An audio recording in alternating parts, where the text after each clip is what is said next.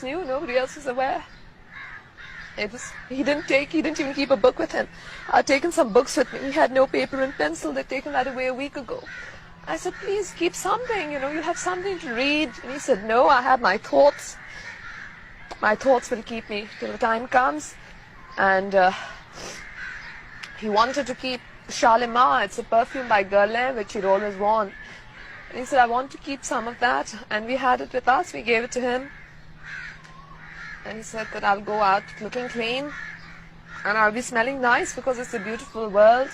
It's a beautiful earth. And I'll be part of the land. And I'll be part of its myth, its legend.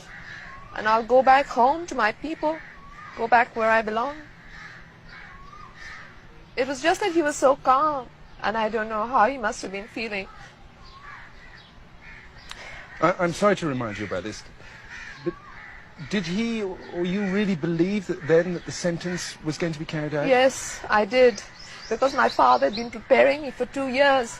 He kept saying they were going to kill him, but nobody believed it.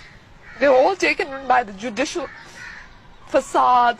And he kept saying, but you don't understand. I have been deceived by General Zia-ul-Haq. I know the kind of man he is. I wouldn't have appointed him Chief of Army Staff if I had known. I know the kind of deception he weaves. I can see it. I can recognize it.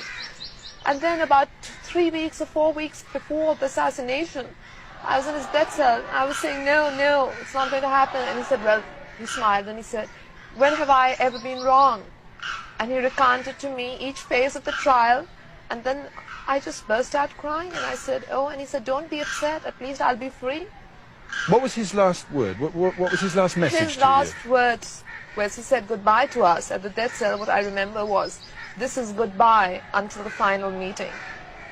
And those were the last words he spoke to either my mother or myself. How were you officially informed of his death? How did you learn of it? By the radio. The next morning, the staff came in, they wanted to find out about food. Who could think of food at a time like that? We said, no food,